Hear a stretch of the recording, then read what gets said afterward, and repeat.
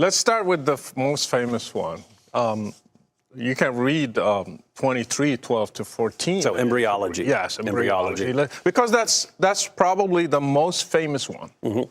All right, so Surah 23, verses 12 to 14. I'll read the Haleli Khan. They insert some words as far as creating man out of clay and so on. So they insert like Adam and so on. But so this is the Haleli Khan translation. And indeed, we created man, Adam, out of an extract of clay, water and earth, here they put. Thereafter, we made him, the offspring of Adam, as a nutfa, mixed drops of the male and female sexual discharge, that's commentary, and lodged it in a safe lodging, they say womb of the woman here.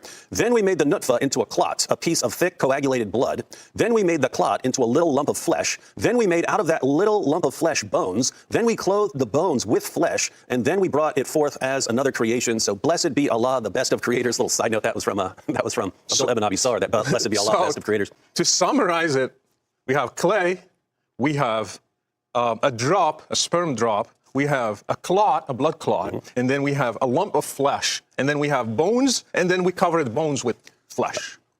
Do you think that's something mind-blowing? No. Exactly. You studied medicine, right? I have a biology degree. That's not right. Okay.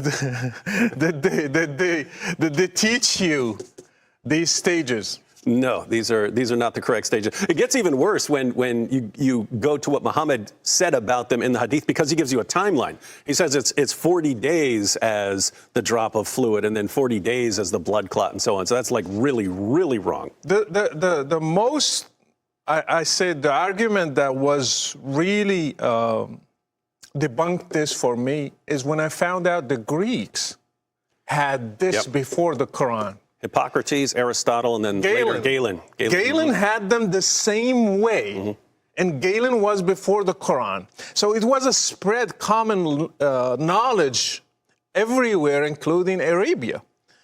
And people just thought that's the right stages of the fetus. And Muhammad just got that knowledge, put it into a verse. Where is the miracle here? No, there's not. Assalamu alaikum. Today, let's examine the claim made by Dr. David Wood and Brother Rachid about embryology in the Quran. They argue that the Quran's verses on human development, particularly Surah Al-Mu'minun 23:12-14, were copied from Greek sources and contain errors. By exploring historical evidence, linguistic analysis, and modern science, we'll see if their criticisms hold any truth. Let's begin with the verses in question. And indeed, we created man from an extract of clay. Then we placed him as a drop of fluid in a firm lodging. Then we made the drop into a clinging clot. Then we made the clot into a lump. Then we made from the lump bones. Then we covered the bones with flesh. Then we developed him into another creation.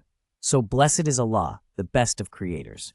Quran 23:12-14. Here, the Quran outlines 5 stages of human development. 1. Extract of clay. 2. Nutfa, drop of fluid.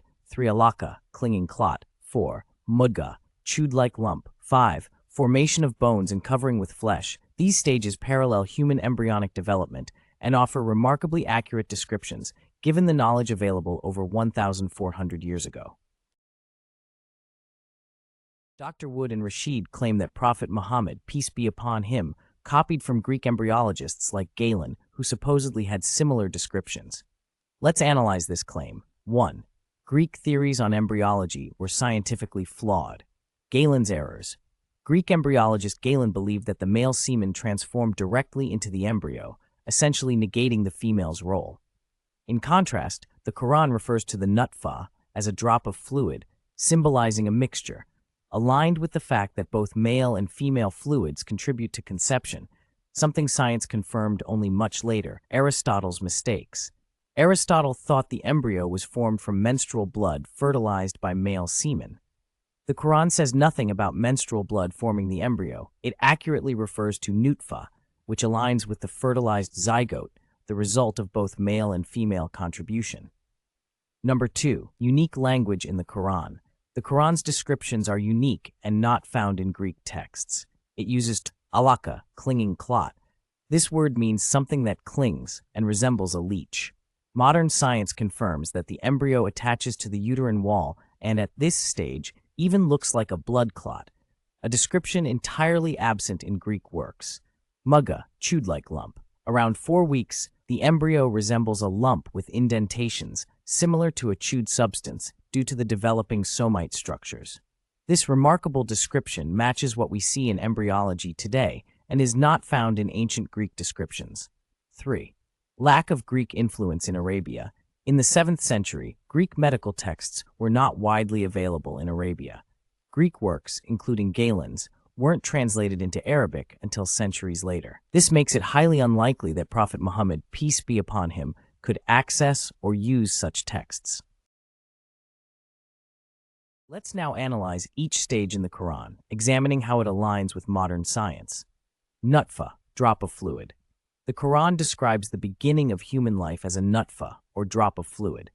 Today, we understand that human life begins with the fertilization of an egg by sperm, resulting in a single drop-sized zygote. Microscopes, invented centuries after the Quran's revelation, confirmed this. How could anyone know such details without modern scientific tools? 2. Alaka, clinging clot. The term alaka has multiple meanings, something that clings, a leech, or a clot-like structure. Each meaning corresponds with this stage in development. The embryo attaches itself to the uterus, clinging to its wall like a leech. In appearance, the embryo at this point resembles a blood clot. This level of accuracy in describing both function and form surpasses any known knowledge of the time and is absent in Greek descriptions. 3. Mugga, chewed-like lump. Around 4 to 5 weeks, the embryo looks like a small piece of chewed flesh due to the somite formations, which resemble teeth marks. The term mugga, meaning something that looks chewed, describes this stage precisely. How could an unlettered person in the 7th century Arabia know this? 4. Formation of bones and covering with flesh. The Quran states that bones form first and are then covered with flesh. Modern science tells us that while cartilage appears before bones, the hardening into bones happens before muscles fully wrap around them. This matches the Quran's description, where bones are said to be clothed in flesh afterward. Each of these stages, scientifically confirmed today, is detailed with precision that was unknown in ancient medical knowledge, reinforcing that the Quran's descriptions are not only unique, but accurate. Dr. Wood refers to a hadith that mentions a timeline for each stage, 40 days for the fluid stage, 40 days as a clot, and so on, claiming this is scientifically incorrect. However, his interpretation lacks understanding of classical Arabic and the context of these hadiths. Sequential stages, not exact durations. Islamic scholars clarify that the hadith refers to stages, not exact day counts.